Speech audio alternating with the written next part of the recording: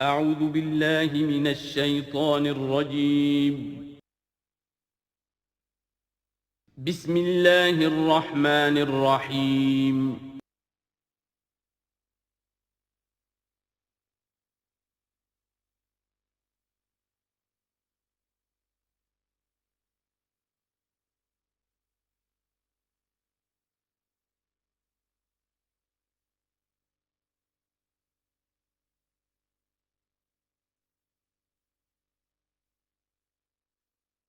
اعوذ باللہ من الشیطان الرجیم بسم اللہ الرحمن الرحیم الذین ينفقون اموالهم باللیل والنہار سرا وعلانیۃ فلہم اجرہم عند ربہم ولا خوف علیہم ولا هم یحزنون الذین یأکلون الربا لا یقومون الا کما یقوم الذی یتخبطہ الشیطان من المس ذلک بأنہم قالوا انما البیع مثل الربا وأحل اللہ البیع وحرم الربا فمن جاءه موعظة من ربه فانتهى فله ما سلف وأمره إلى الله ومن عاد فأولئك أصحاب النار هم فيها خالدون صدق الله العظيم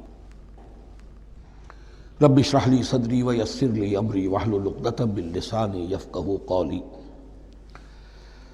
ابھی سورہ مبارکہ کا وہ رکوع ہم پڑھ رہے ہیں کہ جو آج کے حالات میں اہم ترین ہے، اس لیے کہ اس دور میں اللہ کے خلاف بغاوت کی سب سے بڑی شکل تو ہے غیر اللہ کی حاکمیت کا تصور۔ سب سے بڑا شرک یہ ہے، نفسیاتی اعتبار سے سب سے بڑا شرک مادے پر توکل، بتوں سے تجھ کو امید خدا سے نو امیدی، مجھے بتا تو صحیح اور کافری کیا ہے۔ لیکن یہ نفسیاتی اور داخلی بات ہے۔ خارجی اور واقعاتی دنیا میں سب سے بڑا شرک اس وقت وہ غیر اللہ کی حاکمیت، جو اب عوامی شکل اختیار کر گئی، عوامی حاکمیت۔ اور اس کے بعد اس وقت کے گناہوں میں، بدعملی میں سب سے بڑا فساد جو ہے وہ سود کی بنیاد پر ہے۔ سب سے بڑا فتنہ، سب سے بڑا فساد دنیا میں جو اس وقت سب سے بڑی شیطنت ہے، جو یہودیوں کے ذریعے سے پورے گلوب کو اپنی گرفت میں لینے کے لیے بےتاب ہے، وہ یہی ہے جو سود کا ہتھ کنڈا ہے، اس کی حرمت۔ یہاں ایک سوال میرے ذہن میں کبھی کبھی پیدا ہوتا تھا کہ یہ جو پہلی آیت ہے اس کا تعلق تو انفاق فی سبیل اللہ کے ساتھ ہے، اسے پچھلے رکوع کے ساتھ شامل ہونا چاہیے تھا، لیکن بعد میں یہ حقیقت مجھ پر منکشف ہوئی کہ بڑی حکمت کے ساتھ اس آیت کو اس رکوع کے ساتھ شامل کیا گیا ہے۔ وہ حکمت میں بعد میں بیان کروں گا۔ الذین ينفقون اموالهم باللیل والنہار، وہ لوگ کہ جو اپنا مال خرچ کرتے رہتے ہیں رات کو بھی دن میں بھی، سرم وعلانیتاً، خفیہ طور پر بھی اعلانیہ بھی، صدقات واجبہ اعلانیہ، صدقات نافلہ خفیہ، انفاق فی سبیل اللہ خفیہ۔ فلہم اجرہم عند ربہم ولا خوف علیہم ولا ہم یحزنون، ان کے لیے ان کا اجر محفوظ ہے ان کے رب کے پاس، نہ ان پر کوئی خوف طاری ہوگا اور نہ ہی وہ کسی حزن سے دوچار ہوں گے۔ الذین یاکلون الربا، اب ربا کا مسئلہ شروع ہو رہا ہے، جو سود کھاتے ہیں۔ وجہ کیا ہے؟ اصل مسئلہ ہے اس سرپلس ویلیو کا۔ آپ کا کوئی شغل ہے، آپ کی ملازمت ہے، آپ کما رہے ہیں، آپ کا خرچ پورا ہو رہا ہے، کچھ بچت بھی ہو رہی ہے۔ اب اس بچت کا اصل مصرف کیا ہے؟ یسألونک ماذا ینفقون قل العفو۔ اصل راستہ تو یہ ہے کہ اس کو دے دو اللہ کی راہ میں، یا محتاجوں کو یا اللہ کے دین کو۔ لیکن اب جو سود خورانہ ذہنیت ہے وہ یہ کہ اس بچت کو بھی مزید کمائی کا ذریعہ بناؤ، یہ سود خورانہ ذہنیت ہے۔ لہذا اصل میں سود خوری انفاق کا کی ضد ہے، اور یہ عقدہ مجھ پر کھلا جبکہ القرآن یفسر بعضہ بعضا، اس اصول کے تحت جب سورہ روم کی آیات کا میں نے مطالعہ کیا، وہاں یہی شکل آپ کو نظر آئے گی کہ ان دونوں کو مقابلے میں لایا گیا ہے، اللہ کی رضا جوئی کے لیے انفاق اور ربا، سود پر رقم دینا۔ وما آتیتم من ربا لیربو فی اموال الناس فلا یربو عند اللہ، جو کچھ تم دیتے ہو سود پر کہ وہ بڑھے لوگوں کے مال میں، محنت وہ کر رہا ہے اور آپ اس کی کمائی میں سے آپ وصول کر رہے ہیں اپنے اس سرمایہ کی وجہ سے۔ تو یہ گویا کہ آپ کا مال اس کے مال میں اس کی محنت سے بڑھ رہا ہے۔ الذی ما آتیتم من ربا لیربو فی اموال الناس فلا یربو عند اللہ، اللہ کے ہاں بڑھوتری نہیں ہوتی. وما آتیتم من زکاۃ تریدون وجہ اللہ فاولئک هم المضعفون، اور وہ جو تم زکوٰۃ اور صدقات میں دے دیتے ہو اللہ کی رضا جوئی کے لیے، تو وہ ہیں جو دوہرے چوہرے کر رہے ہیں، ان کا مال بڑھ رہا ہے، اس کی بڑھوتری ہو رہی ہے. تو انفاق فی سبیل اللہ، صدقات، زکوٰۃ، اس کے بالمقابل، اس کے برعکس ہے اپنی اس بچت کے مال کو. اور آپ کو معلوم ہے آج کی بینکنگ سسٹم کا سب سے زیادہ زور بچت کی اسکیم، اور یہ سب کا سب جو ہے در حقیقت saving bank, saving account, save کرو، لیکن سیو کرو مزید کمانے کے لیے.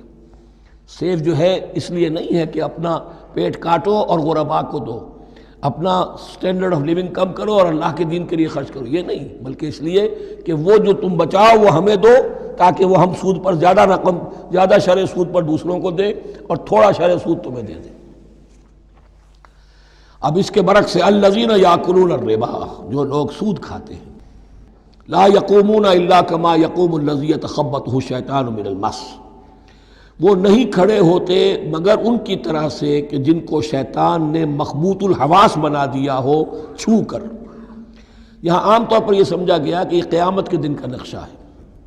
یہ قیامت کے دن کا نقشہ تو ہوگا ہی، اس دنیا میں بھی سود خوروں کا حال یہی ہے. اور اگر ان کا نقشہ دیکھنا ہو تو کسی سٹاک ایکسچینج کو جا کے دیکھ لیجئے، معلوم ہوگا دیوانے ہیں، پاگل ہیں، چیخ رہے ہیں، دوڑ رہے ہیں، بھاگ رہے ہیں. وہ انسان نہیں نظر آتے اس وقت جو بھی کچھ ہو رہا ہوتا سٹاک ایکسچینج کے اندر. مخبوط الحواس انسان جو ہے وہ ہو جاتا ہے، یہ سود خوری کی وجہ سے. الذین یاکلون الربا لا یقومون الا کما یقوم الذی یتخبطہ الشیطان من المس ذلک بانہم قالوا انما البیع مثل الربا. اور ان کے سب سے بڑھ کر مخبوط الحواس ہونے کا مظہر یہ ہے، یہ اس لیے کہ وہ کہتے ہیں کہ بیع بھی تو ربا کی طرح ہے، بیع بھی تو سود ہے. میں نے 100 روپے کا مال خریدا، 110 میں بیچ دیا، 10 بچ گئے، یہ ربا ہے، ربا جائز ہے. 100 روپے کسی کو دیے اور 110 لیے، یہ سود ہو گیا. بھائی کیوں ہو گیا؟ 100 روپے کی شے دے دی، یہ 100 روپیہ دے دیا، کیا فرق پڑا؟ 10 لاکھ کا مکان بنایا، 4000 کے قرضے کے ماہانہ کرائے پر دے دیا، جائز ہو گیا. 10 لاکھ کسی کو دیا اور اس سے 4000 روپیہ مہینہ دینا شروع کیا، یہ سود ہو گیا، حرام ہو گیا. عقلی طور پر یہ باتیں ہیں کہ جو سود کے حامیوں کی طرف سے کہی جاتی ہیں. انما البیع مثل الربا، بیع میں بھی جو نفع ہوتا ہے، ربح اور ربا یہ میں اس وقت بیان کر چکا ہوں سورہ بقرہ کے دوسرے رکوع کے ضمن میں. تو یہ جان لیجئے کہ اس ظاہری سی مناسبت کی وجہ سے ان کا مخبوط الحواس لوگ جو ہیں وہ اس دونوں کے اندر کوئی فرق محسوس نہیں کرتے. یہاں اللہ تعالیٰ نے ان کے قول کا عقلی جواب نہیں دیا، بلکہ جواب کیا دیا؟ احل اللہ البیع وحرم الربا. اللہ نے بیع کو حلال قرار دیا ہے اور ربا کو حرام قرار دیا ہے. اب تم بات یہ کرو، اللہ کو مانتے ہو یا نہیں؟ رسول کو مانتے ہو یا نہیں؟ قرآن کو مانتے ہو کہ نہیں؟ یا اپنی عقل کو مانتے ہو؟ اگر تم مسلمان ہو، اگر تم مومن ہو تو اللہ کا حکم جو وہ فرمائے، نہ صرف اللہ کا، جو رسول کا ہے. ما آتاکم الرسول فخذوہ وما نہاکم عنہ فانتہوا، جو کچھ رسول تمہیں دے لے لو، اور جس چیز سے روک دے رک جاؤ. یہ تو شریعت کا معاملہ ہے. ویسے اس میں جو فرق واقع ہوتا ہے وہ یہ ہے کہ ایک ہے فلوئڈ منی، فلوئڈ کیپٹل، ایک ہے فکسڈ کیپٹل. مکان 10 لاکھ کا ہے، لیکن مکان سے جو شخص رہ رہا فائدہ کیا اٹھائے گا؟ 1 مہینے رہے گا نا، بس اس کا بدل آپ نے لے لیا. 10 لاکھ روپے کسی کو نقد دے دیے، وہ کسی کام میں لگائے گا، 12 لاکھ بھی بن سکتے ہیں، 15 بھی لگ سکتے ہیں، 8 بھی رہ سکتے ہیں. اس میں آپ نے فکسڈ اگر لیا تو یہ حرام ہے. ان دونوں میں اگرچہ عام طور پہ کہا جائے گا یہ بھی کیپٹل ہے وہ بھی کیپٹل ہے، مکان بھی تو سرمایہ کی ایک شکل ہے، لیکن یہ فکسڈ کیپٹل ہے، اس کی شکل بدل نہیں رہی ہے. اس مکان میں تو ایک شخص رہ جائے گا، سکنا ہوگا، اس کی رہائش ہے، یا آپ کہیں گے اس کی ویئر اینڈ ٹیئر ہے تو اس کا آپ نے بدل لے لیا، بس ختم. لیکن وہ جائے گا، وہ مکان آپ کے لیے رہ جائے گا. لیکن یہ کہ 10 لاکھ جس کو دیا نقد، وہ کاروبار کرے گا، کچھ اور کہیں لگائے گا، اس کے اندر اضافہ بھی ہو سکتا ہے، کمی بھی ہو سکتی ہے. اس میں پھر فکسڈ پروفٹ لینا یہ ہے حرام، اور ان دونوں میں کوئی مناسبت نہیں. لیکن اللہ تعالیٰ نے یہ جواب نہیں دیا. جواب دیا احل اللہ البیع وحرم الربا فمن جاءہ موعظۃ من ربہ فانتہی فلہ ما سلف، تو جس شخص کے پاس اس کے رب کی طرف سے یہ نصیحت پہنچ گئی اور وہ باز آ گیا، رک گیا، فلہ ما سلف، تو جو کچھ پہلے وہ لے چکا ہے وہ اس کا ہے، وہ اس سے واپس نہیں لیا جائے گا، حساب کتاب نہیں کیا جائے گا کہ تم اتنا سود کھا چکے ہو واپس کرو۔ لیکن اس کا یہ مطلب بھی نہیں کہ اس کا کوئی گناہ ان پر نہیں ہوگا، وَأَمْرُهُ إِلَى اللَّهِ، اللہ کے حوالے رہے گا، معلق رہے گا، اللہ چاہے گا تو معاف بھی کر دے گا اور اللہ چاہے گا تو پچھلے سود کے اوپر بھی اس کی سرزنش ہوگی۔ أَمْرُهُ إِلَى اللَّهِ وَمَنْ عَادَ، لیکن اس نصیحت کے آنے کے بعد بھی جس نے دوبارہ یہ حرکت کی فَأُولَٰئِكَ أَصْحَابُ النَّارِ هُمْ فِيهَا خَالِدُونَ، تو یہ جہنمی ہے اور اس میں ہمیشہ ہمیشہ رہیں گے۔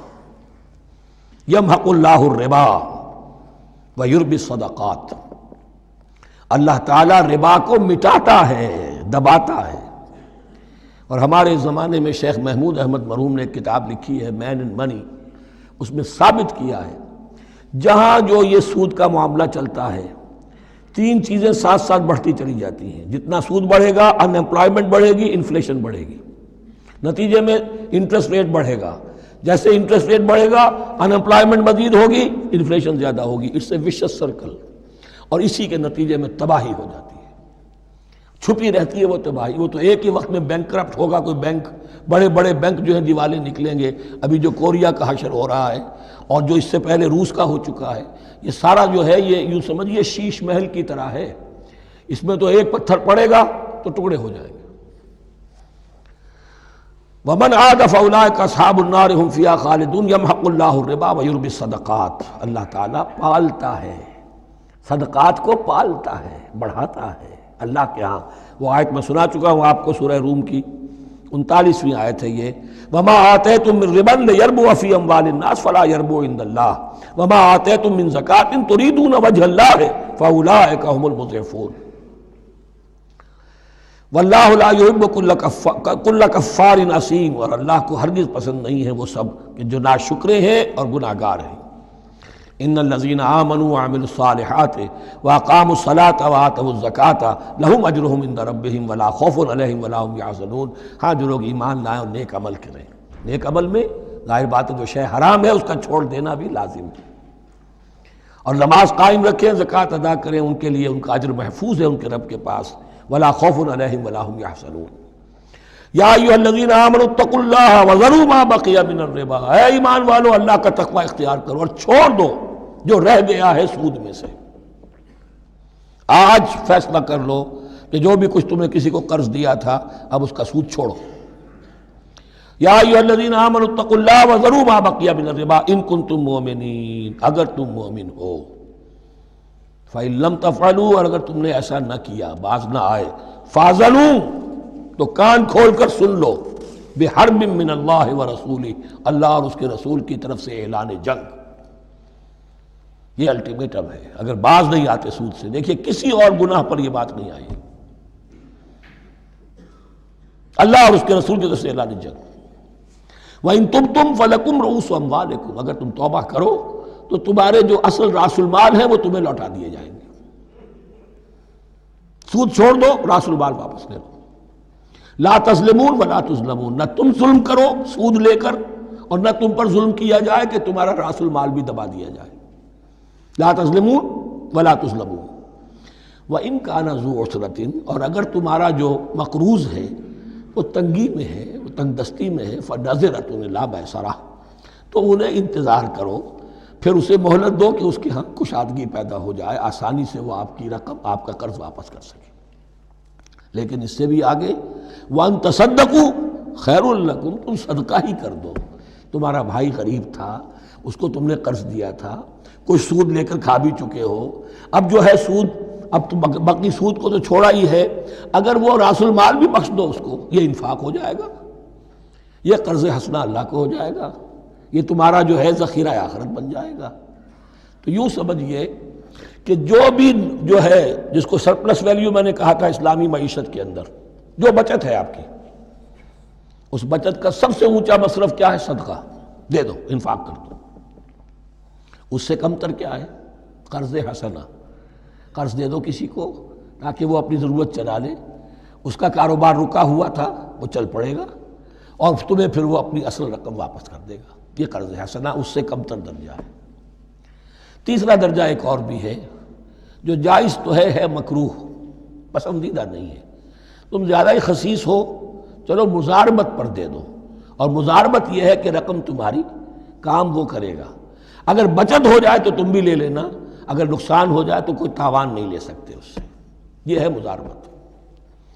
اس کے بعد اگر تم کہو کہ میں دے رہا ہوں، مجھے اتنے % تو بہرحال تم نے دینا ہی دینا ہے، اس سے بڑھ کر حرام شے کوئی نہیں.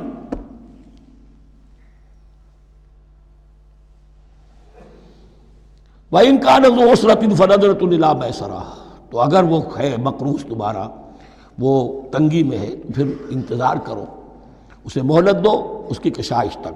وَأَن تَصَدَّقُوا خَيْرٌ لَكُمْ، اور اگر تم صدقہ ہی کر دو، خیرات کر دو، دے دو، بخش دو، وہ تمہارے لیے بہتر ہوگا. ان کنتم تعلمون، اگر تم جانتے ہو، اگر وہ حکمت تمہارے اندر آ گئی ہے، اگر تم اولو الالباب ہو، اگر تم سمجھدار ہو، تو جو کچھ تمہیں بچت اس سے ہوگی، جو اللہ کے ہاں اجر و ثواب ملے گا، وہ تمہیں یہ رقم واپس لے کر جو ہے اس سے کیا مل جائے گا.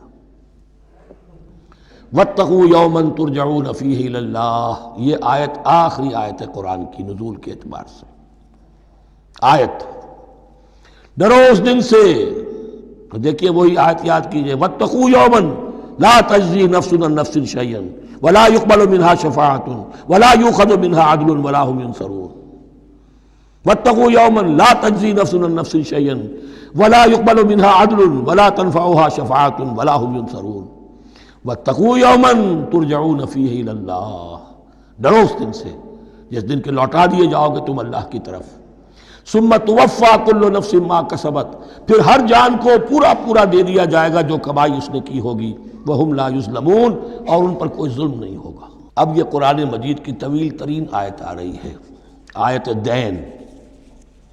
کوئی قرض کا معاملہ ہے، کوئی قرض کا معاملہ ہے کہ آپ نے کسی کو قرض دیا، یا کوئی کاروباری معاملہ ہے، اشتراک ہے جس میں کہ جو بھی ہوگا بعد میں نتائج نکلیں گے. ان سب کے بارے میں حکم ہے کہ لکھ لیا کرو. ہم کیا کرتے ہیں قرض دیتے ہوئے، اب دوست ہے، بھائی ہے، عزیز ہے، کیا لکھوانا، اس سے کیا کہے گا، اعتماد نہیں ہے. کاروبار شروع ہو گیا، زبانی باتیں کر لی، اس کے بعد رو رہے ہیں، چیخ رہے ہیں، چلا رہے ہیں. یا ایھا الذین آمنوا اذا تداینتم بدین الی اجل مسمى فاکتبوہ، اے اہل ایمان جب بھی تم کوئی معاملہ کرو قرض کا ایک وقت معین تک کے لیے، ایک تو وقت معین ہونا چاہیے، یہ قرض دے رہے ہیں کب واپس ہوگا. فاکتبوہ، تو اس کو لکھ لیا کرو. یہ فعل امر ہے، الامر للوجوب، واجب ہے یہ. وَلْيَكْتُبْ بَيْنَكُمْ كَاتِبٌ بِالْعَدْلِ، اور چاہیے کہ کوئی لکھنے والا تمہارے مابین عدل کے ساتھ، لکھنے والا کوئی ڈنڈی نہ مار جائے، انہیں بھی چاہیے کہ وہ صحیح صحیح لکھے. وَلَا يَأْبَ كَاتِبٌ أَن يَكْتُبَ كَمَا عَلَّمَهُ اللَّهُ فَلْيَكْتُبْ، اور کسی بھی شخص کو جسے اللہ نے سکھایا ہوا ہے کتابت لکھنے کا کام، تو اس کو انکار نہیں کرنا چاہیے لکھنے سے. اللہ نے اسے یہ علم دیا ہے، اسے چاہیے کہ لکھ دے. اس لیے کہ اس معاشرے میں پڑھے لکھے لوگ تو بہت کم ہوتے تھے. اب بھی یہ ہوتا ہے، عرائض نویس وغیرہ ہوتے ہیں، وثیقہ نویس ہوتے ہیں، پیسے دے کے ان کو جو لکھواتے ہیں. لیکن اگر کوئی وثیقہ نویس جو ہے بے ایمانی کرے اور لکھنے میں کوئی کمی کر جائے تو جو جس کے اوپر ذمہ داری ہے اسے نقصان پہنچ جائے گا. وَلْيَكْتُبْ بَيْنَكُمْ كَاتِبٌ بِالْعَدْلِ، اور چاہیے کہ لکھنے والا تمہارے مابین انصاف کے ساتھ لکھے. وَلَا يَأْبَ كَاتِبٌ أَن يَكْتُبَ كَمَا عَلَّمَهُ اللَّهُ فَلْيَكْتُبْ، اور نہ انکار کرے کوئی لکھنے والا اس سے کہ وہ لکھے جیسے اللہ نے اسے سکھایا ہے تو لکھنا چاہیے. وَلْيُمْلِلِ الَّذِي عَلَيْهِ الْحَقُّ، لکھتے وقت املا وہ کرائے جس کے ذمے رقم آ رہی ہے، جس پر حق آ رہا ہے. علیہ الحق، وہ لکھوائے. جس کا مال ہے وہ نہ لکھوائے، جس پر ذمہ داری آ رہی ہے وہ لکھوائے کہ میں کیا ذمہ داری لے رہا ہوں. وَلْيَتَّقِ اللَّهَ رَبَّهُ، اور اللہ سے ڈرتا رہے اپنے رب سے. وَلَا يَبْخَسْ مِنْهُ شَيْئًا، اور لکھوانے میں اس میں سے کوئی شے کم نہ کر دے. فَإِنْ كَانَ الَّذِي عَلَيْهِ الْحَقُّ سَفِيًّا، اب اگر وہ جو مقروض ہے، جو قرض لے رہا ہے، جس کے ذمے کوئی ذمہ داری آ رہی ہے، وہ ناسمجھ ہے یا بوڑھا ہے، ضعیف ہے، اور لا یستطیع ان یملا، یا اس کے اندر یہ اتنی صلاحیت نہیں ہے کہ املا کرا سکے، یہاں املا کے معنی میں ہے. ہوا فلیملل ولیہ بالعدل، تو اگر وہ نہیں املا کرا سکتا تو اس کا کوئی ولی ہو، اس کا کوئی وکیل ہو، اس کا کوئی اٹارنی ہو، وہ اس کی طرف سے اس کو لکھوائے۔ واستشہدوا شہیدین من رجالکم، یہ ایک ہی آیت چل رہی ہے ابھی، پورے رکوع کے اوپر ایک آیت پھیلی ہوئی ہے، سوائے آخر میں تھوڑا سا حصہ دوسری آیت آئے گی۔ واستشہدوا شہیدین من رجالکم، اور گواہ بنا لیا کرو دو اپنے مردوں میں سے، فإن لم یکونا رجلین، اور اگر دو مرد دستیاب نہ ہو، فرجل وامرأتان، تو ایک مرد اور دو عورتیں، ممن ترضون من الشہداء، اور وہ بھی دونوں کے نزدیک مقبول ہوں شہداء، کہ ہاں دونوں کو اعتماد ہے ان پر۔ اب یہ جو سوال آ گیا کہ ایک مرد کی جگہ دو عورتیں، دو مرد یا پھر ایک مرد کا ہونا تو لازم ہو گیا، محض عورت کی گواہی نہیں چلے گی، لیکن اس کا آیا مسئلہ ہر قسم کے معاملے کا ہے یا قرض اور مالی معاملات میں وثیقہ نویسی کا، یہ ایک علیحدہ مسئلہ ہے، یہ تو باتیں پھر فقہا کے ہاں تفصیل سے ملتی ہیں، لیکن یہ مسئلہ موجود ہے کہ دو مرد، اور اگر دو مرد دستیاب نہ ہوں تو ایک مرد اور دو عورتیں، تو سوال تو پیدا ہو گیا کہ کیا عورت کی گواہی عادی ہے؟ ان تضل احداہما فتذکر احداہما الاخری، مبادا ان میں سے کوئی ایک بھول جائے تو یاد کرا دے دوسری۔ عقلی سوال پیدا ہو گیا، کیا مرد نہیں بھول سکتا؟ کیا جواب ہے اس کا؟ جواب یہ ہے کہ واقعتاً اللہ تعالیٰ نے عورت کے اندر نسیان کا مادہ زیادہ رکھا ہے۔ الا یعلم من خلق وهو اللطیف الخبیر، کیا وہی نہ جانے گا جس نے پیدا کیا ہے؟ اس نے پیدا کیا ہے، وہ جانتا ہے۔ نسیان کا مادہ کیوں زیادہ رکھا یہ بھی سمجھ لیجیے، عقلی بات ہے، منطقی بات ہے۔ She has to play the role of number 2، اسے مرد کے تابع رہنا ہے، جو نمبر 2 ہوتا ہے اس کے اوپر اس کے کبھی احساسات کے اوپر، کبھی جذبات کے اوپر کوئی نہ کوئی کوفت، کوئی قدورت آتی ہے، اور اس میں اللہ تعالیٰ نے ان کا سیفٹی والو رکھا ہوا، بھول جانا، اگر بھولنا نہ ہو، یاد ماضی عذاب ہے یا رب چھین لے مجھ سے حافظہ میرا، یہ نسیان جو ہے یہ بھی ایک بہت بڑی نعمت ہے، ورنہ تو کوئی صدمہ دل سے اتری نا، کوئی غصہ کبھی ختم ہوئی نا، تو بھولنے کا معاملہ یہ سیفٹی ویلو اللہ نے عورت میں زیادہ رکھا ہے، اس لیے کہ اسے مرد کے تابع ہو کر رہنا ہے، اور جب تابع ہو کر رہنا ہے تو اسے زیادہ اس کے احساسات پہ، جذبات پر زیادہ مواقع آئیں گے کہ اس کو کچھ زک پہنچے، اس کے لیے یہ سیفٹی ویل کے نسیان ہے، یہ زیادہ رکھ دیا گیا ہے۔ ان تضل احداہما فتذکر احداہما الاخری، اب یہ کہ اگر یہ بات سمجھ میں نہ آتی تب بھی اللہ کا حکم ہے ماننا ہے، اگر فسک کیپٹل اور فلوئڈ کیپٹل کا فرق سمجھ میں نہیں آتا تب بھی بیع حلال ہے، ربا حرام ہے، اللہ خیر صلی اللہ احل اللہ البیع وحرم الربا، لیکن اگر حکمت سمجھ میں آ جائے تو نور علی نور۔ ولا یاب الشہداء اذا ما دعوا، اور نہ انکار کریں گواہ جب کہ ان کو بلایا جائے، اب گواہی کے لیے بلایا جائے تو گواہ نہیں آ رہے، نخرہ کر رہے ہیں، نہیں، ان کو آنا چاہیے۔ جو اللہ کی کوئی گواہی جو ہے اگر چھپائی ہے تو بہت بڑا ظلم ہے۔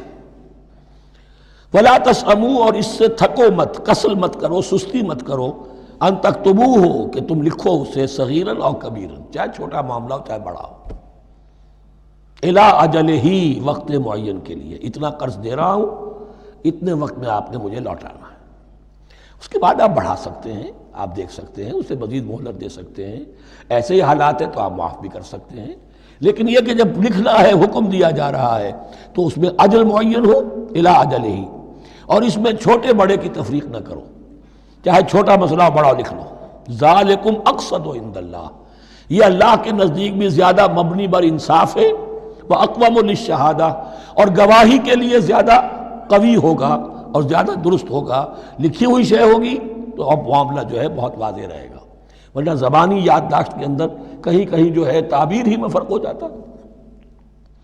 وعدنا اللہ ترتابو، اور یہ اس کے بہت قریب ہے کہ تم بھولو گے نہیں، الا ان تکون تجارتا حاضرتا تدیرونہا، الا یہ کہ کوئی لین دین ہو، تجارت ہو جو حاضر ہوتی ہے دست بدست، آپ نے سودا دیا، اس نے پیسے دے دیے، اب کیش میں وہ دے دیجئے یہ آپ دینا چاہیں تو، ورنہ یہ شریعت میں لازم نہیں ہے۔ اگر ایسا دست بدست کا معاملہ ہے تو پھر یہ ہے کہ وہ تو ہو گیا ایکسچینج، وہ مال جو ہے دکاندار نے مال دیا، آپ نے پیسے دے دیے، اس کے لکھنے کی ضرورت نہیں ہے۔ الا ان تکون تجارۃ حاضرۃ تدیرونھا بینکم، تو اگر وہ تجارت ہو کہ نقد تمہاری چلتی ہے، آپس میں لین دین ہو رہا ہے، فلیس علیکم جناح الا تکتبوھا، تو کوئی حرج نہیں ہے تم پر کہ اسے نہ لکھو۔ واشہدوا اذا تبایعتم، اور گواہ بنا لیا کرو جب کوئی مستقبل کا سودا کرو۔ یہ بیع سلم جو ہوتی ہے یہ مستقبل کا سودا ہے، قرض کا سودا ہے۔ بیع سلم بھی ایک طرح کا قرض ہے۔ آج آپ طے کرتے ہیں کسی شخص سے، کسی کاشتکار سے، زمیندار سے کہ اگلا موسم جو آئے گا فصل کا، گیہوں کی فصل کا، تو اتنے روپے من کے حساب سے 500 من گندم میں آپ سے لوں گا۔ یہ بیع سلم کہلاتی ہے، اور اس میں لازم ہے کہ پوری قیمت ابھی ادا کر دیں۔ لیکن اس میں بھی کہ اس وقت آپ کو اتنی گندم دینی ہے، اس کو لکھوا لو اور اس پر 2 گواہ بنا لو۔ واشہدوا اذا تبایعتم ولا یضار کاتب ولا شہید، اور نہ نقصان پہنچایا جائے کسی لکھنے والے کو یا گواہ کو، اور نہ نقصان پہنچائے کوئی لکھنے والا یا گواہ۔ یہ یضار دونوں کے لیے آ جائے گا، یہ معروف بھی ہے اور مجرور بھی ہے۔ نہ ضرر پہنچایا جائے اور نہ ضرر پہنچائے، نہ کوئی کاتب اور نہ کوئی شہید گواہ۔ وَإِن تَفْعَلُوا، اگر تم ایسا کرو گے، نقصان پہنچاؤ گے، فَإِنَّهُ فُسُوقٌ بِكُمْ، تو یہ تمہارے لیے بہت بڑے گناہ کی بات ہوگی۔ وَاتَّقُوا اللَّهَ، اللہ سے ڈرو، وَيُعَلِّمُكُمُ اللَّهُ، اللہ تمہیں تعلیم دے رہا ہے، وَاللَّهُ بِكُلِّ شَيْءٍ عَلِيمٌ، اللہ ہر چیز کا علم رکھنے والا ہے۔ یہ ایک آیت ہوئی ہے، آخری پارے کی میرا خیال 4 5 6 صورتیں جمع کر لیں تو جا کر ہی ایک آیت کا حجم برابر ہوگا۔ جو میں نے کہا تھا کہ آیات کی تعیین توقیفی ہے، یہ ہمارے حساب کتاب سے، گرامر سے، منطق سے، علم بیان سے کسی سے کوئی تعلق نہیں اس کا۔ وَإِن كُنتُمْ عَلَىٰ سَفَرٍ، اور اگر تم سفر پر ہو، وَلَمْ تَجِدُوا كَاتِبًا، اب وہاں کوئی لین دین کا معاملہ ہو گیا، قرض کا ہو گیا، کاتب کوئی ہے نہیں، فَرِحَانٌ مَقْبُوضَةٌ، تو کوئی گروی شے رکھ لو قبضے میں، فلاں شے آپ کے قبضے میں رہے گی، آپ اتنے پیسے مجھے دے دیجئے، میں جب یہ واپس کر دوں گا اپنی چیزیں آپ میری چیز مجھے لوٹا دیجیے گا۔ یہ رہن ہے مقبوضہ، لیکن رہن سے کوئی فائدہ اٹھانے کی اجازت نہیں، وہ سود ہو جائے گا۔ اگر مکان رہن رکھا گیا ہے، قبضہ تو ہوگا اس کا، لیکن یہ کہ وہ اس کا کرایہ نہیں لے سکتا، کرایہ مالک کو جائے گا، اس سے کوئی استفادہ نہیں کر سکتا اس مال سے۔ رہان مقبوضہ۔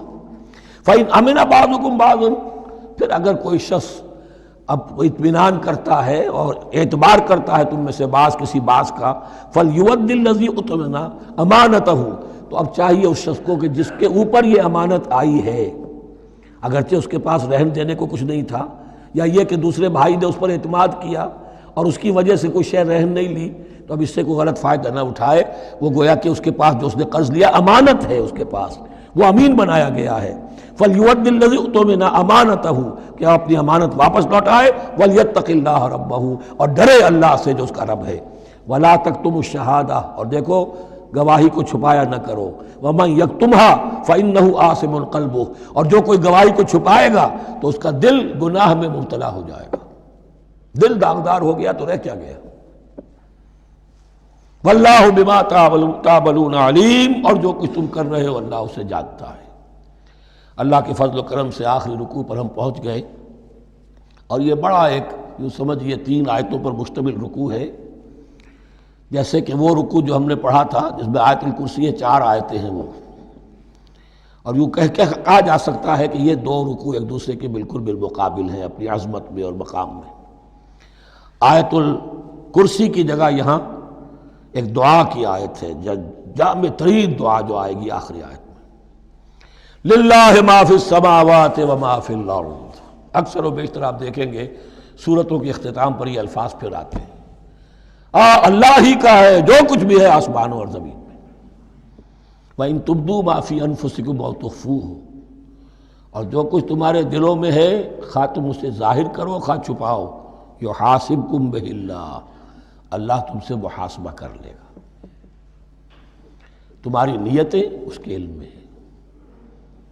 ان اللہ لا ينظر الى صورکم ولا الى اموالکم ولکن ينظر الى قلوبکم واعمالکم، اللہ تمہاری صورتوں کو نہیں دیکھتا، تمہارے مال و دولت کو نہیں دیکھتا، تمہارے دل کو دیکھتا ہے۔ تمہارے اعمال کو دیکھتا ہے۔ تو دل میں جو کچھ ہے خواہ کتنا ہی چھپا لو، اللہ کے محاسبے سے نہیں بچو گے۔ فَيَغْفِرُ لِمَن يَشَاءُ وَيُعَذِّبُ مَن يَشَاءُ، پھر وہ بخش دے گا جس کو چاہے گا اور عذاب دے گا جس کو چاہے گا۔ اختیار مطلق اللہ کے ہاتھ میں ہے۔ ہمارے ہاں اہل سنت کا عقیدہ یہی ہے، اللہ پر لازم نہیں ہے کہ وہ نیکوکار کو اس کا جزا ضرور دے اور بدکار کو اس کی سزا ضرور دے۔ اللہ کرے گا ایسا، یہ دوسری بات ہے، لیکن اللہ کی شان اس سے بہت اعلیٰ اور عرفہ ہے کہ اس پر کسی شے کو لازم قرار دیا جائے۔ اس کا اختیار مطلق ہے، مطلق۔ یفعل اللہ ما یرید، یفعل اللہ ما یشاء۔ اہل تشیع کا کہنا یہ ہے کہ اللہ پر عدل واجب ہے۔ اہل سنت کہتے ہیں اللہ عدل کرے گا، جزا و سزا میں عدل ہوگا، یہ ہم مانتے ہیں، واقعہ ہے، لیکن ہم یہ نہیں کہتے کہ اللہ پر عدل واجب ہے۔ اللہ پر کوئی شے واجب نہیں، بلکہ اللہ نے تو کتب علی نفسہ الرحمہ، اپنے اوپر واجب کیا ہے رحمت کو۔ وجوب کا لفظ جو آتا ہے اللہ پر تو وہ تو رحمت کا ہے، کتب علی نفسہ الرحمہ، اللہ نے اپنی ذات کے اوپر واجب کر لیا رحمت کو۔ واللہ علی کل شیء قدیر، اور اللہ ہر چیز کی قدرت رکھتا ہے۔ آمن الرسول بما انزل الیہ من ربہ والمؤمنون، ایمان لائے رسول صلی اللہ علیہ وسلم اس چیز پر کہ جو نازل کی گئی ان کی جانب ان کے رب کی طرف سے۔ غور طلب بات ہے، یہ بڑا باریک نکتہ ہے۔ نبی پر جب وحی آئی ہے کیسے پہچان لیا کہ یہ بدروح نہیں ہے، یہ جبرائیل ہے؟ آخر کوئی اشتباہ بھی تو ہو سکتا تھا، پہلا تجربہ تھا۔ اس سے پہلے نہ آپ نے کہانت سیکھی، نہ آپ نے کوئی اور اس طرح کی نفسیاتی ایکسرسائزز کی۔ آپ تو کاروباری آدمی تھے، ایک بہت ہی بھرپور زندگی گزار رہے ہیں، اہل و عیال والے ہیں، کاروبار کر رہے ہیں، ہائی ایسٹ لیول کا کاروبار ہے، تو فطرت جو ہے وہ پہچانتی ہے۔ نبی کی فطرت وہ اتنی پاک اور صاف ہوتی ہے کہ اس کے اوپر کوئی بدروح کا کوئی اثر ہو ہی نہیں سکتا۔ بہرحال ہمارے لیے بڑی تسکین کی بات ہے کہ اللہ تعالیٰ نے رسول کے ایمان کے تذکرے کے ساتھ ہمارے ایمان کا تذکرہ کیا۔ آمن الرسول بما انزل الیہ من ربہ والمؤمنون، ایمان لائے رسول صلی اللہ علیہ وسلم اس چیز پر جو نازل کی گئی ان کی جانب ان کے رب کی طرف سے، اور ایمان لائے صاحب ایمان۔ اللہم ربنا اجعلنا منہم، اللہم ربنا اجعلنا منہم۔ کل آمن باللہ وملائکتہ وکتبہ ورسلہ، یہ دوسرا مقام ہے سورہ بقرہ کے اندر جس میں ایمان کے جو اجزاء ہیں ان کو گنا گیا ہے۔ کچھ یاد ہے آیت البر؟ لیس البر ان تولوا وجوہکم قبل المشرق والمغرب ولکن البر من آمن باللہ والیوم الآخر والملائکۃ والکتاب والنبیین۔ یہاں بھی اسی طرح ہے، کل آمن باللہ وملائکتہ وکتبہ ورسلہ لا نفرق بین احد من رسلہ۔ اور یہ تیسری مرتبہ بات آ گئی ہے کہ رسولوں کے درمیان کوئی تفریق نہیں کی جائے گی۔ کہاں؟ پہلے تو آیا تھا 16ویں رکوع میں، لا نفرق بین احد منہم ونحن له مسلمون، اور اس سے بھی پہلے آیا تھا والذین یؤمنون بما انزل الیک وما انزل من قبلک، وہ لوگ جو ایمان رکھتے ہیں اس پر بھی جو ہے نبی آپ پر نازل کیا گیا اور اس پر بھی جو آپ سے پہلے نازل کیا گیا۔ لا نفرق بین احد من رسلہ، ہم اس کے رسولوں میں سے کسی کے مابین کوئی تفریق نہیں کرتے۔ تفضیل اسی صورت میں ثابت ہے، تلک الرسل فضلنا بعضهم علی بعض منهم من کلم اللہ ورفع بعضهم درجات وقالوا سمعنا واطعنا، وہی بات کہ جو کہی گئی تھی جب ان سے کہا گیا تھا واسمعوا، کیا کہا تھا انہوں نے؟ سمعنا وعصینا، سمعنا واطعنا، وہ کہتے ہیں ہم نے سنا اور مانا۔ غفرانک ربنا، ہماری درخواست ہے پروردگار، تیری بخشش مانگتے ہیں۔ غفرانک، نون پر زبر ہے، مفعول ہے، نسألک غفرانک، اے اللہ ہم تجھ سے سوالی ہیں، تجھ سے طلب کرتے ہیں، درخواست کرتے ہیں تیری مغفرت کا۔ وإلیک المصیر، اور تیری ہی جانب لوٹ جانا ہے۔ یہاں پر وہ ایمان بالآخرہ بھی آ گیا جو یہاں اوپر نہیں آسان، آمنا باللہ و ملائکتہ و کتبہ و رسلہ، پھر رسولوں کے ضمن میں لا نفرق بین احد من رسلہ، لیکن اس کے بعد وَإِلَيْكَ الْمَصِيرُ، مغفرت اور اللہ کی طرف ہی لوٹ جانا ہے ہمارا، اس میں ایمان بالآخرہ آ گیا۔ اب آخری آیت، لا یکلف اللہ نفسا الا وسعها، اللہ تعالیٰ نہیں ذمہ دار ٹھہرائے گا کسی جان کو مگر اس کی وسعت کے مطابق۔ یہ بہت بڑے فضل و کرم والی آیت ہے، جیسے میں نے کہا تھا میگنا کارٹا جو ہے انسانی حقوق کا، کہ اجیب دعوت الداع اذا دعان، جہاں بھی مجھے کوئی پکارے، جب پکارے میں اس کی پکار سنتا ہوں، قبول کرتا ہوں۔ ہاں فَلْيُؤْمِنُوا بِي فَلْيَسْتَجِيبُوا لِي، انہیں بھی چاہیے کہ میرا کہنا مانے، دو طرفہ بات چلے گی، یک طرفہ نہیں۔ میری مانو، اپنی منواؤ، تم دعائیں کرو گے ہم قبول کریں گے، تم ہماری بات نہیں مانتے پھر تمہاری دعا تمہارے منہ پر دے ماری جائے گی۔ کرتے رہو قنوت نازلہ 40 دن کے 80 دن پڑھتے رہو، ڈھاکہ تو بیٹھ ہی جائے گا، بیٹھ گئے۔ یہودیوں سے شکست تو ہو ہی جائے گی، ہو گئی۔ کرتے رہو، حرمین میں پڑھتے رہو قنوت نازلہ، مکے میں پڑھو، مدینے میں پڑھو، پوری دنیا میں پڑھو۔ اللہ کو پیٹھ دکھائی ہوئی ہے، اس کے دین کو پاؤں تلے روندا ہوا ہے، اللہ کے باغیوں سے دوستی ہے، کسی نے قبلہ ماسکو کو بنایا تھا اور کسی نے واشنگٹن کو بنایا تھا، تمہاری دعائیں کیسے قبول ہوں؟ لیکن یہ جو آیت ہے یہ اس اعتبار سے بہت بڑی رحمت کی آیت ہے کہ اللہ تعالیٰ کے ہاں وہ اندھے کی لاٹھی والا معاملہ نہیں ہے کہ تمام انسانوں سے محاسبہ ایک ہی سطح پر ہو۔ اللہ جانتا ہے کس کی کتنی وسعت ہے، اور وسعت کن چیزوں سے بنتی ہے۔ آپ کو کوئی اور جین ملے ہیں، مجھے کوئی اور جین ملے ہیں، انہیں کوئی اور جین ملے ہیں، یہ جینز، ان جینز کی اپنی اپنی خصوصیات ہیں، خصائص ہیں، پراپرٹیز ہیں، لیمیٹیشنز ہیں۔ آپ کو کوئی اور ماحول ملا، اسے کوئی اور ماحول ملا، اسے کوئی اور ماحول ملا، تو hereditary factors multiplied by environmental factors, ان دونوں سے ایک شخصیت کا ہیولہ بنتا ہے انسان کا، جس کو پیٹرن کہتے ہیں ہمارے مستری لوگ۔ جب لوہے کا کوئی شے جو ہے ڈھالنی ہے تو اس کے لیے پہلے مٹی کا یا لکڑی کا ایک پیٹرن بناتے ہیں، انگریزی میں پیٹرن ہے، وہ پیٹرن کہتے ہیں ہمارے مستری لوگ۔ اب آپ لوہا جو ہے اس کو جب اسے کر لیں گے، مائع بنا لیں گے، گلا لیں گے، پھر اس میں ڈالیں گے، وہی شکل ہو جائے گی۔ یہ شاکلہ ہے ہر انسان کا جو بن جاتا ہے۔ قُلْ كُلٌّ يَعْمَلُ عَلَى شَاكِلَتِهِ فَرَبُّكُمْ أَعْلَمُ بِمَنْ هُوَ أَهْدَىٰ سَبِيلًا، اس شاکلہ کے اندر آپ کو محنت کرنی ہے۔ اللہ جانتا ہے کس کا شاکلہ وسیع تھا، کس کا شاکلہ تنگ تھا، کس کے جینز اعلیٰ تھے، کس کے جینز ادنا تھے، کس کے ہاں ذہانت زیادہ تھی، کس کے ہاں جسمانی قوت زیادہ تھی۔ جو بھی کچھ اس نے دیا ہے، جس کو وہاں ہم نے رکھا اس کو وہاں رکھا، اس نے وہاں تعلیم پائی، اس نے یہاں تعلیم پائی، جو بھی انوائرمنٹل فیکٹرز آئے ہیں، جو بھی جینیٹک فیکٹرز آئے ہیں، سب اللہ کے علم میں ہیں۔ ان سب کو ملحوظ رکھ کے اللہ حساب لے گا۔ جو شاکلہ ہم نے تمہیں دیا تھا اس میں تم نے کیا کیا؟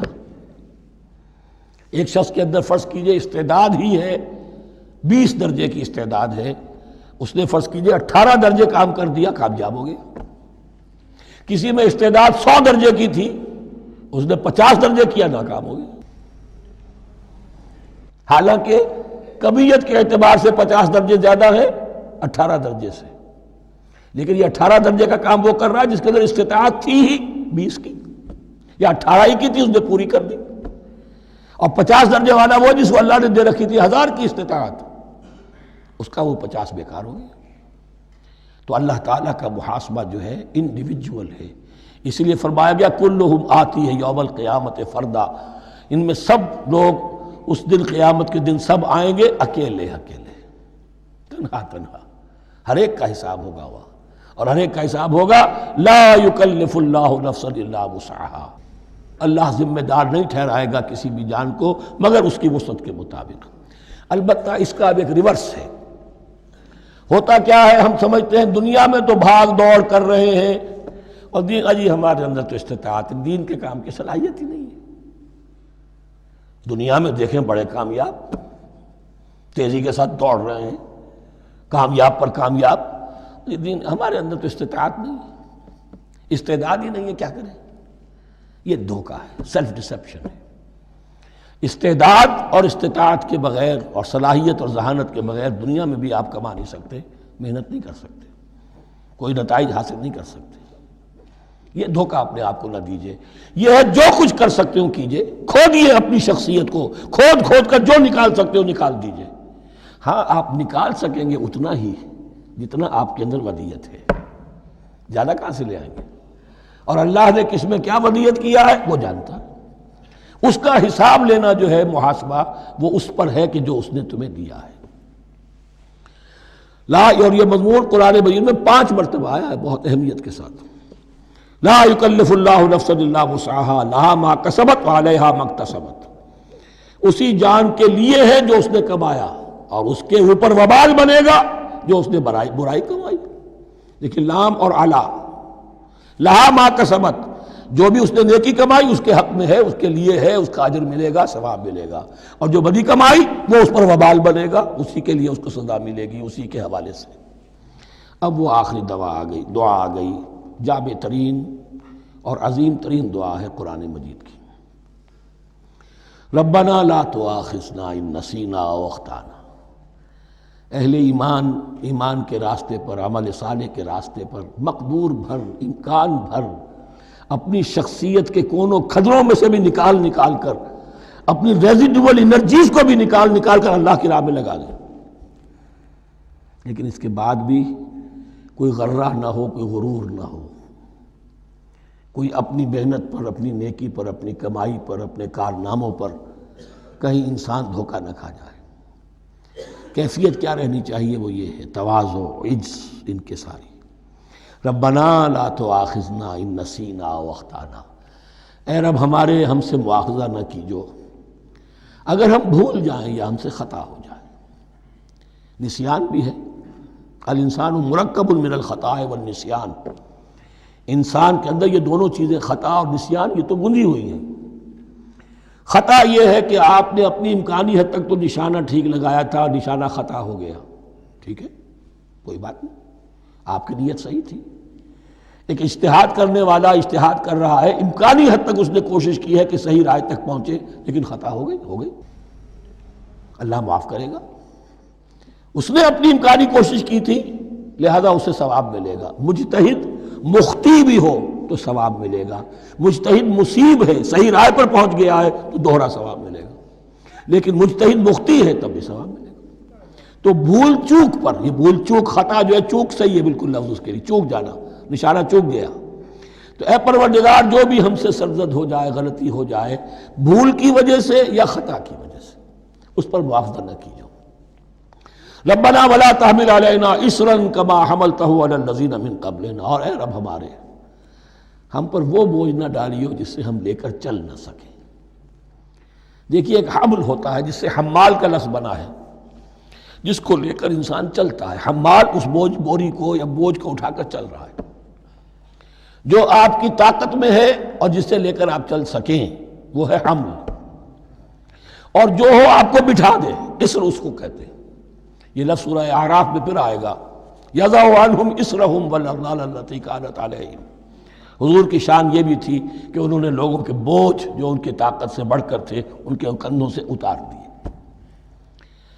ربنا ولا تحمل علینا اصرا کما حملتہ علی الذین من قبلنا۔ اے اللہ تو نے بڑے بڑے بھاری بوجھ ہم سے پہلے لوگوں پر ڈالے۔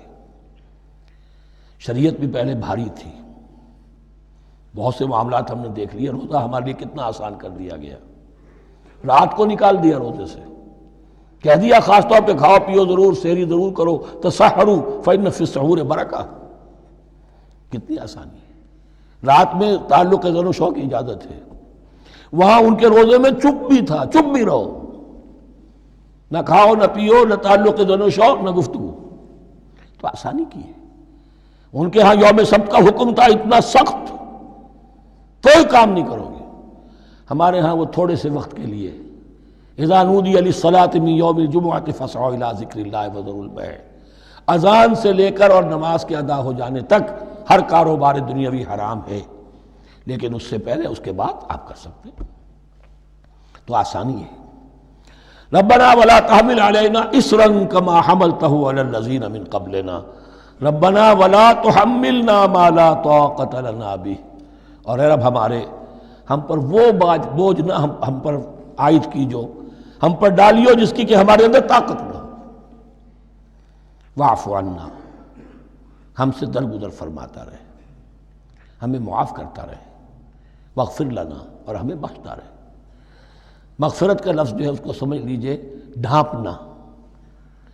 مغفر کہتے ہیں خود کو، جو ہیملٹ پیٹا ہوتا ہے تاکہ گولی جو ہے وہ سر پہ لگے تو یہ آپ کو بچا لے۔